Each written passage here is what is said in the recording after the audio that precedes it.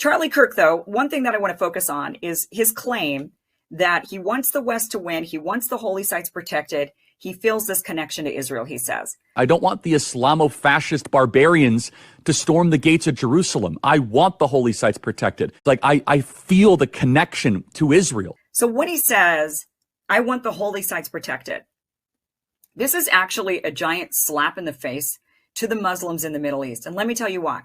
The implication is that the holy sites are being protected by who?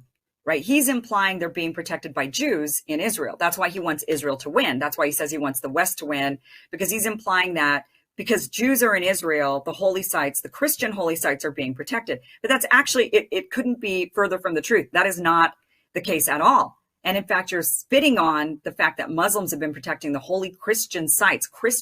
Muslims have been protecting Christian sites for hundreds of years. And it hasn't been the Jews that have been protecting those sites. In fact, they have nothing to do with any of the sites at all. It's been Muslims who've been helping Christians protect those sites. This Church of Holy Sepulchre has long been a pilgrimage for Christians worldwide.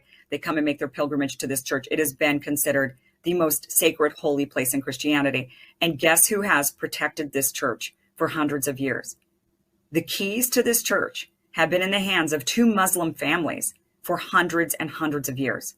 It has been Muslims who've protected this site, mainly because Christians kept fighting over it. There are all these different Christian factions. They couldn't agree who was going to control the church. And so a Muslim king said, I got an idea. You guys cannot stop fighting over this. You're going to end up destroying it because you guys keep fighting over it. So we're just going to keep it for you.